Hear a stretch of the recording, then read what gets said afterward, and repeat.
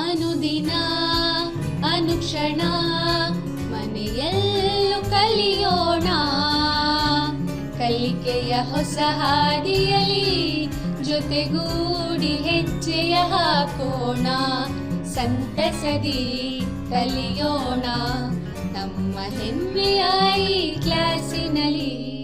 Yes, sir. Yes, teacher. Present, ma'am.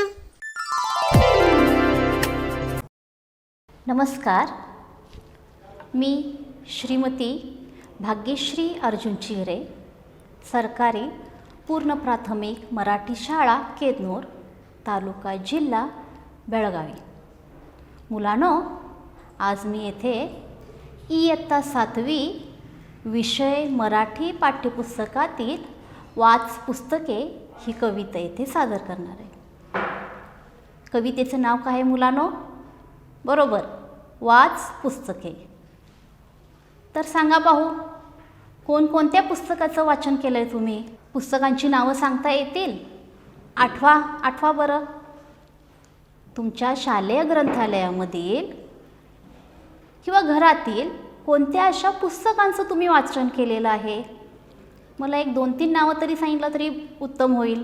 चला तर, अकबर आणि बिरबल पुस्तक वाचलं आहे? हां, वाचलेलं आहे. परत तेनालीरामाचे चातुर्य, तेही पुस्तक खूपच सुंदर आहे. अशा गोष्टी वगैरे तुम्ही पुस्तकामधून वाचलेल्या आहेत. ते सोडून आणखीन पुस्तकांची नावं तरी सांगा मला, कारण पुस्तक वाचन हे खूप महत्त्वाचं आहे. बघा, आठवायला तयार नाही तुम्हाला. जर पुस्तकांचं वाचन केलं असता तर मी सांगते उत्तर, मला माहीत आहे, मग तिथं बसल्या बसल्या तुम्ही उत्तर सांगितलं असता. इतकी सुंदर पुस्तकं आहेत, त्याचं वाचन तुम्ही केला तर लक्षात राहणार. ययाती, छावा, श्यामची आई साने गुरुजींनी लिहिलेली, पानिपत, म्हणावी इतकी असंख्य पुस्तकं आहेत. निबंधाची पुस्तकं आहेत, काव्य वाचनाची पुस्तकं आहेत, विडंबन काव्यही त्याच्यामध्ये आहे. तर मुलांनो, आज ही कविता शिकून झाल्यानंतर तुम्ही एक नवीन छंद जोपासायचा आहे. तो म्हणजे कसला रे? वाचनाचा. वाचन आपण इथं केलं पाहिजे, पुस्तकं वाचून काढली पाहिजेत. तर त्या पुस्तक वाचनाचं महत्त्व काय आहे तेच मी इथं तुम्हाला सांगणार आहे. आता ही पुस्तकांची नावं सांगितलं तुम्ही, पवित्र ग्रंथांची नावं सांगा. कोणकोणते ग्रंथ माहीत आहेत तुम्हाला? आठवा. शाळेमध्ये सांगितले असतील बघा, ह्या धर्माचा हा पवित्र ग्रंथ आहे, त्या धर्माचा तो पवित्र ग्रंथ आहे. नावं सांगाल का? आठवेना. म्हणून तर विद्यार्थ्यांनो, आपण काय केली पाहिजेत? पुस्तकं वाचली पाहिजेत, ग्रंथांचं वाचन केलं पाहिजे. काय पाहत आहात तुम्ही स्क्रीनवरती? श्रीमद भगवद्गीता, हिंदू धर्मातील पवित्र ग्रंथ. या ग्रंथामध्ये श्रीकृष्णाने अर्जुनाला उपदेश केलेला होता. आयुष्यात सुख दुःख ह्या दोन्ही गोष्टी येतातच. या सुख दुःखाला कसं सामोरं जाता येईल, कसं पेललं पाहिजे, कठीण प्रसंगाला कसं तोंड देता येईल, या साऱ्याचा उपदेश ह्या ग्रंथामध्ये केलेला आहे. नंतर कोणता ग्रंथ दिसत आहे तुम्हाला? जोराने वाचा. बरोबर, पवित्र कुराण. इस्लाम धर्मातील पवित्र ग्रंथ, सर्वश्रेष्ठ ग्रंथ इस्लाम धर्मातील म्हटलं तर कोणता? तो पवित्र कुराण. या कुराणामध्ये ईश्वराने मानवाकरिता साक्षात्कार स्वतःहून केलेला आहे असं म्हटलं जातं. इस्लाम धर्मामध्ये जो काही रोजा नमाज पठण केलं जाते, त्याचे नियम, त्याचे महत्त्व, याचं वर्णन ह्या पवित्र कुराणमध्ये केलेलं आहे. आणखीन कोणतं तुम्हाला पवित्र ग्रंथ आठवतोय? आठवलं? श्रीमद भगवद्गीता एक सांगितले मी हिंदू धर्माचं. इस्लाम धर्माचं कोणता पवित्र ग्रंथ? पवित्र कुराण. मग ख्रिश्चन धर्माचा कोणता पवित्र ग्रंथ आहे? बरोबर आहे तुमचं उत्तर. कोणता मुलांनो? पवित्र बायबल. हा जो पवित्र बायबल ग्रंथ आहे ना, हा ख्रिश्चन धर्माचा पवित्र ग्रंथ आहे. यामध्ये ईश्वराने स्वतःचं प्रकटीकरण केलेलं आहे, साक्षात्कार दाखवलेला आहे असं यामध्ये वर्णन आहे. तर हे ग्रंथाचं वाचन आपण सर्वांनी केलं पाहिजे, त्याचं महत्त्व माहीत असलं पाहिजे. तर आज ह्या कवितेमध्ये पुस्तकाचं वाचन आपण का केलं पाहिजे, पुस्तकाचं महत्त्व काय आहे हे मी इथं तुम्हाला सांगणार आहे. चला आता सुरुवात करूया. कवितेला सुरुवात करायच्या आधी आपल्या सर्वांच्या समोर इयत्ता 7वीचं मराठी पाठ्यपुस्तक असणं गरजेचं आहे. त्यासोबत आपण वही पेन घेऊन बसला तरी काही मुद्दे नमूद करायला तुम्हाला सोपं होईल. सुरुवात करूया कवितेला. कुणाचा फोटो दिसत आहे आपल्याला? कवी अविनाश ओगले. वाच पुस्तके ही कविता लिहिलेले कवी कोण? अविनाश ओगले. यांचा जन्म 20 फेब्रुवारी 1957 रोजी झाला आणि मृत्यू 1 ऑक्टोबर 2012 या इसवीमध्ये झाला. कवी अविनाश ओगले हे सिंडिकेट बँकेमध्ये काम करत होते आणि सिंडिकेट बँकेत काम करता करता त्यांनी काव्यलेखनाचा छंद जोपासला. अविनाश ओगले हे बेळगावचे रहिवासी. शब्दगंध काव्य मंडळाचे माजी अध्यक्ष होते ते. मिशन चॅम्पियन या मराठी चित्रपटाचे गीतलेखन यांनी केले आहे. मग त्यांचे विविध आपलं कविता संग्रह, बालकविता वगैरे आहेतच. त्यांनी गझलसुद्धा लिहिलेली आहे, विडंबन काव्य लिहिलेलं आहे, चारोळ्यांचे लेखन केलेलं आहे. हे सर्व लेखन कवी अविनाश ओगले यांनी केलेलं आहे. मी तुम्हाला ही कविता म्हणून दाखवणार आहे. माझ्यासोबत मुलांनो गुणगुणायचा प्रयत्न करा. सुरुवात करूया. चला तर. जगण्याचे जर भान पाहिजे वाच पुस्तके, जगती जर सन्मान पाहिजे वाच पुस्तके, जगण्याचे जर भान पाहिजे वाच पुस्तके, जगती जर सन्मान पाहिजे वाच पुस्तके. ग्रंथा वाचून अर्थहीन हे अवघे जीवन, जिंदगीत जर जान पाहिजे वाच पुस्तके. ग्रंथा वाचून अर्थहीन हे अवघे जीवन, जिंदगीत जर जान पाहिजे वाच पुस्तके. संस्कारांनी घडतो माणूस मोठा होतो, मानाचे जर पान पाहिजे वाच पुस्तके. संस्कारांनी घडतो माणूस मोठा होतो, मानाचे जर पान पाहिजे वाच पुस्तके. 6 रिपुंच्या हल्ल्यापासून वाचवणारा, हृदयी जर भगवान पाहिजे वाच पुस्तके. 6 रिपुंच्या हल्ल्यापासून वाचवणारा, हृदयी जर भगवान पाहिजे वाच पुस्तके. आयुष्याच्या वृक्ष कोरड्या वाटेवरती, हिरवे जर तुझं रान पाहिजे वाच पुस्तके. आयुष्याच्या वृक्ष कोरड्या वाटेवरती, हिरवे जर तुझं रान पाहिजे वाच पुस्तके. स्वत्व संस्कृती माय मराठी हवी जपाया, मातीचा अभिमान पाहिजे वाच पुस्तके. स्वत्व संस्कृती माय मराठी हवी जपाया, मातीचा अभिमान पाहिजे वाच पुस्तके. वाच पुस्तके, वाच पुस्तके. कशी वाटली कविता मुलांनो? याच्यापेक्षाही सुंदर चाल लावण्याचा प्रयत्न तुम्ही करा. तर कवी पुस्तकाचं महत्त्व सांगत आहेत की वाच पुस्तके.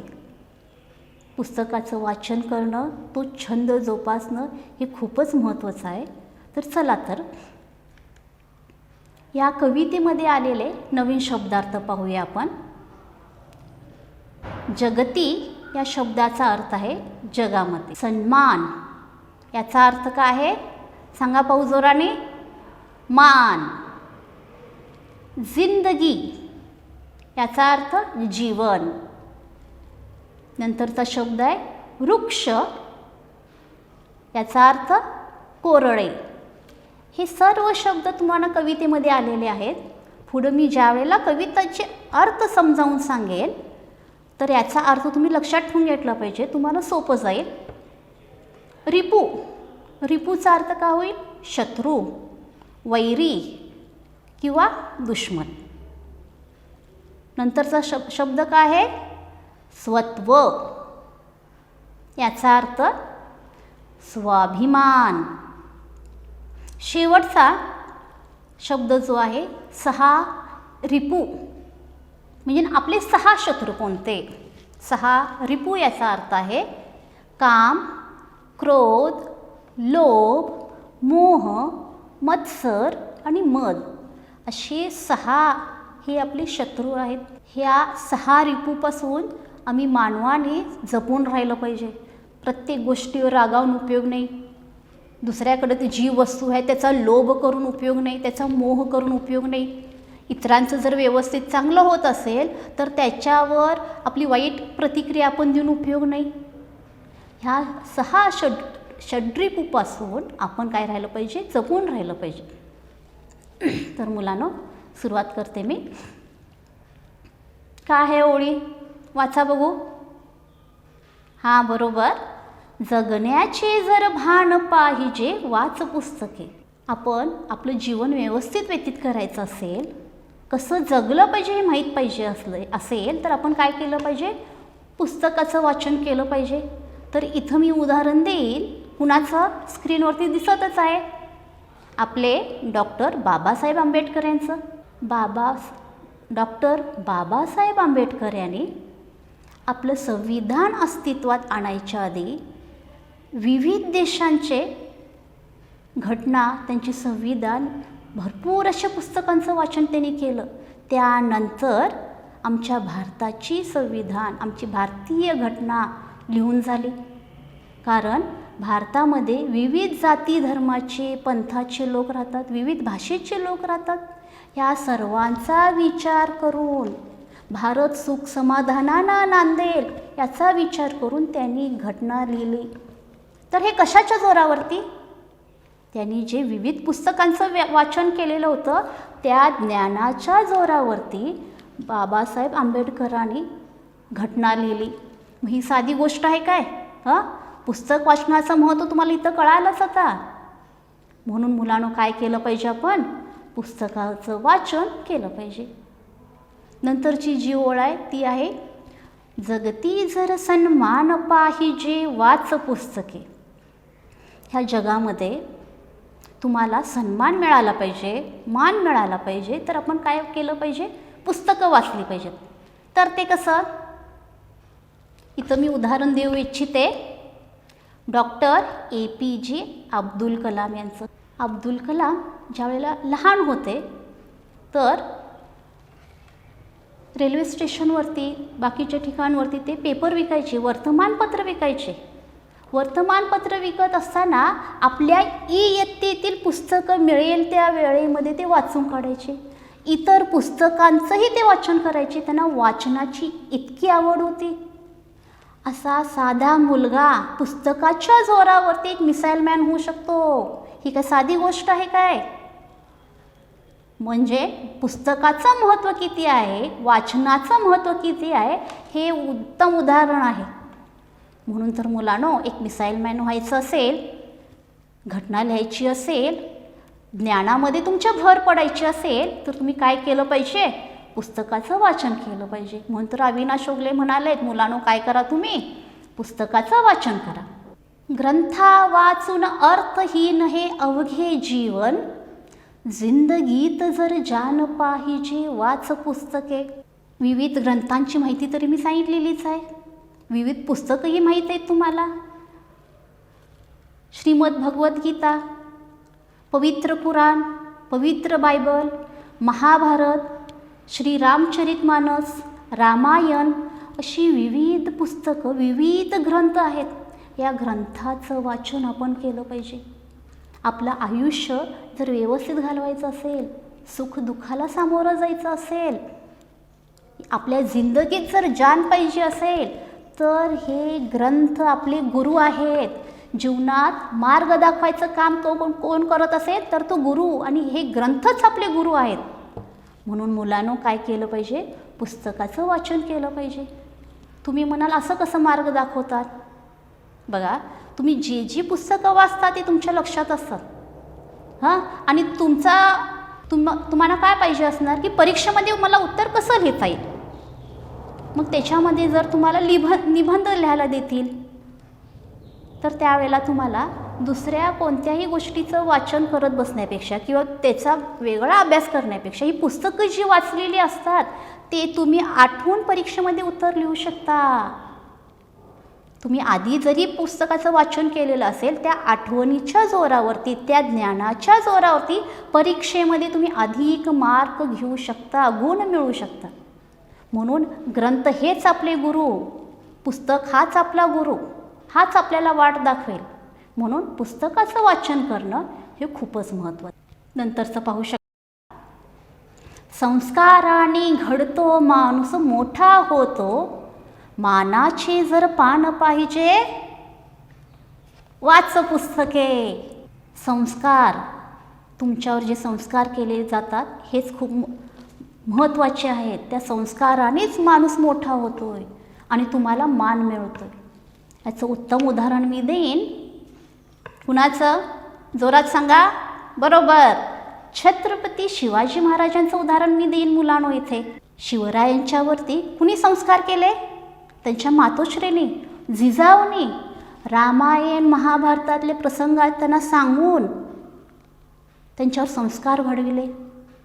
हा आमचा रयतेचा राजा, परस्त्रीला मान देणारा, स्वातंत्र्यानं देणारा हा आमचा राजा.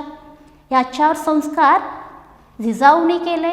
ह्या ग्रंथांच्या जोरावर त्यांनी ह्या संस्कार दिले आणि हा आमचा राजा घडला. मग ही काय साधी गोष्ट आहे? मग हे तुम्हाला चरित्र, शिवरायांचं पूर्ण चरित्र कशामधून कळणार? पुस्तकामधून कळणार. म्हणून तर आपण काय केलं पाहिजे? पुस्तकांचं वाचन केलं पाहिजे. पुस्तक वाचन हे खूपच महत्त्वाचं आहे. 6 रिपूंच्या हल्ल्यापासून वाचवणारा, हृदयी जर भगवान पाहिजे वाच पुस्तके. 6 रिपू मी सांगितलेले आहे तुम्हाला नवीन शब्दार्थमध्ये. सांगा पाहू, कोणकोणते 6 रिपू? 6 शत्रू कोणते ते आपले? षड्रिपू. बरोबर, काम, क्रोध, मद, मोह, मत्सर हे षड्रिपू आहेत. याच्यापासून वाचून राहिलं पाहिजे आपण. परंतु रावण हा एक राजा, दिव्य असा ब्राह्मण, दिव्य असा हा राजा ब्राह्मणांचा, सोन्याच्या लंकेत राहणारा हा राजा, त्याला मोह झाला. तो कुणाचा? परस्त्रीचा. तिचं अपहरण त्यानं केलं. क्रोधाच्या ह्याच्यात, मोहाच्या ह्याच्यात, ह्या षड्रिपूच्या ह्याच्यात अडकून त्यानं हे कृत्य केलं आणि स्वतःचा नाश घडवून आणला. जर हे षड्रिपू नसले असते तर. म्हणून ह्या 6 षड्रिपूपासून, ह्या हल्ल्यापासून आपण वाचून राहिलं पाहिजे. हृदयी जर भगवान पाहिजे वाच पुस्तके. इथं मी भक्त प्रल्हादचं उदाहरण देऊ शकते. भक्त प्रल्हाद उठता, बसता, झोपता, खाता, पिता नुसता कुणाचं नाव घेणार? देवाचं नाव घेणार. नारायण नारायण नारायण नारायण. तर नारायण नाव घेतलं की प्रल्हादच्या वडिलांना हिरण्यकश्यपला राग यायचा. देव मी आहे, तू नारायणाचं नाव कशाला घेतोस? परंतु नाही, शेवटी हिरण्यकश्यपनं विचारलं, तुझा देव या खांबामध्ये आहे? हो आहे म्हणायला लागला. त्याची भक्ती इतकी होती प्रल्हादची, त्याच्या हृदयात देव इतका सामावलेला होता की शेवटी देवाला दर्शन द्यायला यावं लागलं. खांबामधून देव प्रकटला. मग ह्या सगळ्या कथा तुम्हाला कुठं मिळणार? हे चांगले संस्कार तुम्हाला कुठं मिळणार? पुस्तकामधूनच ना. ह्या प्रल्हादच्या मनात हे 6 षड्रिपू नव्हतेच. त्याला राग माहीत नाही, मोह माहीत नाही, मत्सर माहीत नाही. फक्त माहीत असायचा तो देव. त्याच्या हृदयी असायचा फक्त तो देव. हे सर्व तुम्हाला वाचायला मिळणार मुलांनो कशात? पुस्तकामधूनच. म्हणूनच आपण काय केलं पाहिजे? पुस्तकाचं वाचन केलं पाहिजे. आयुष्याच्या वृक्ष कोरड्या वाटेवरती हिरवे जर तुझं रान पाहिजे वाच पुस्तके. बघा, मानवी आयुष्य, मानवी जीवनाचं सत्य म्हटलं की जन्म आणि मृत्यू. जन्म आणि मृत्यूच्या मधला जो भाग आहे हे आहे आपलं जीवन. हे जीवन कसं जाणार, काय जाणार हे आपल्याला माहीत नाही. त्याला कसं आपण पेलेन हेही माहीत नाही. हे आपलं वृक्ष कोरडं आहे. त्याच्यात आपण नवीन हिरवं रान उगवलं पाहिजे. तर कसं? विविध पुस्तकाचं वाचन करून आपल्याला समजलं पाहिजे हे वृक्ष कोरडं हे आपलं आयुष्य आपण कसं घडवलं पाहिजे. ह्या सुखदुःखांना आपण कसं तोंड दिलं पाहिजे. तर ह्या सगळ्याचं ज्ञान, ह्या सगळ्याचा अनुभव, इतरांचे अनुभव वाचून आपण शहाणे होऊ शकतो. म्हणून तर आपण पुस्तकाचं वाचन केलं पाहिजे. बघा, इतिहास आपण अभ्यासला जातो. जो इतिहास वाचतोय तोच इतिहास घडवतोय. ज्याला इतिहासच माहीत नाही तो आपल्या जीवनात फक्त चुका करतच राहणार. मग हा इतिहास आम्हाला कळणार कुठून? पुस्तकाच्या जोरावरतीच. म्हणून आपलं आयुष्य व्यवस्थित जर घालवायचं असेल, समाधानानं जर घालवायचं असेल, सुखदुःखांना तोंड द्यायची जर आपल्यात प्रबळ शक्ती यायची असेल, तर आपण काय केलं पाहिजे विद्यार्थ्यांनो?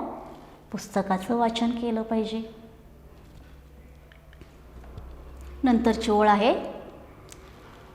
स्वत्व संस्कृती माय मराठी हवी जपाया, मातीचा अभिमान पाहिजे वाच पुस्तके.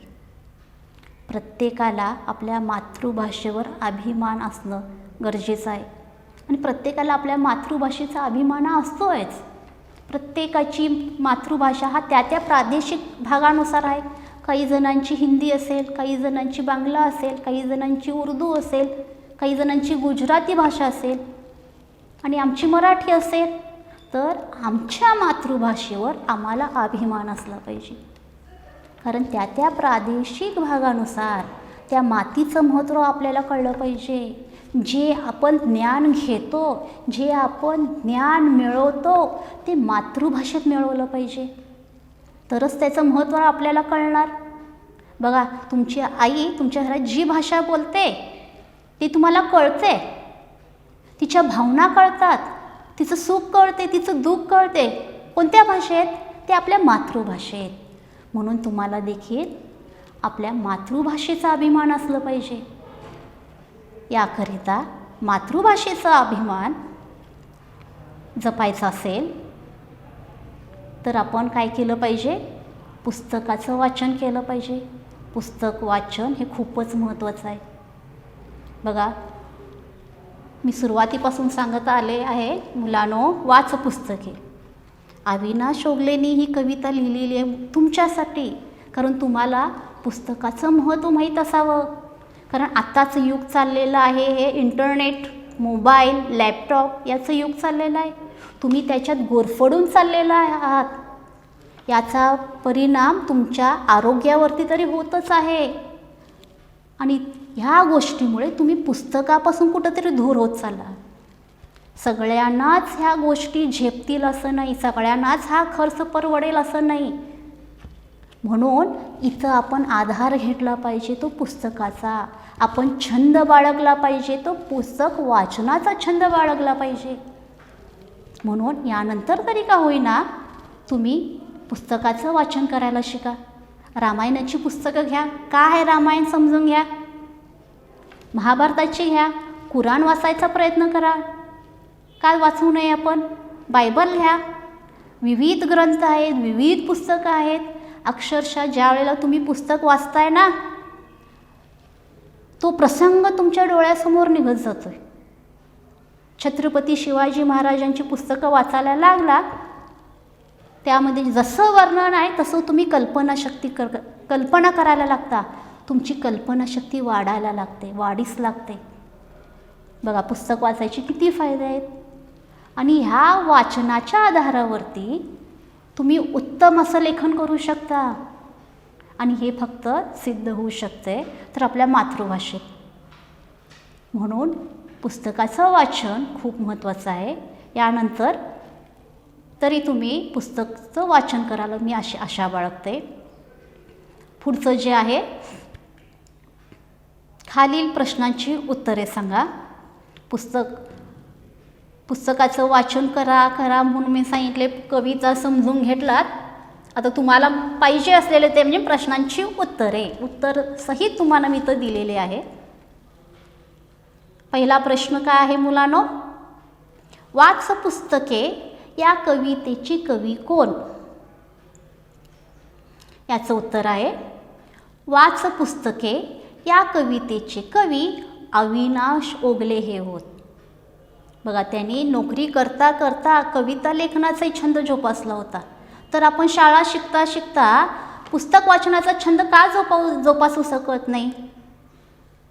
दुसरा प्रश्न आहे, अविनाश ओगले यांच्या कविता संग्रहांचे नाव सांगा. उत्तर आहे, थेंब टपोरे, काजवा, रंगमनाचे हे अविनाश ओगले यांच्या कविता संग्रहांचे नावे होत. तिसरा प्रश्न, जीवन अर्थहीन केव्हा होते? उत्तर, ग्रंथाविना जीवन अर्थहीन होते. चौथा प्रश्न जो आहे, माणसाचे 6 शत्रू कोणते? तुम्हाला तरी तोंडपाठ झालंच असणार. सांगा पाहू, वाचा जोराने. याचं उत्तर आहे, काम, क्रोध, लोभ, मोह, मत्सर व मद हे माणसाचे 6 शत्रू होत. पाचवा आणि शेवटचा प्रश्न, मातीचा अभिमान राखण्यासाठी काय जपले पाहिजे असे कवी म्हणतो? याचं उत्तर आहे, मातीचा अभिमान राखण्यासाठी स्वत्व, संस्कृती, माय मराठी जपली पाहिजे असे कवी म्हणतो.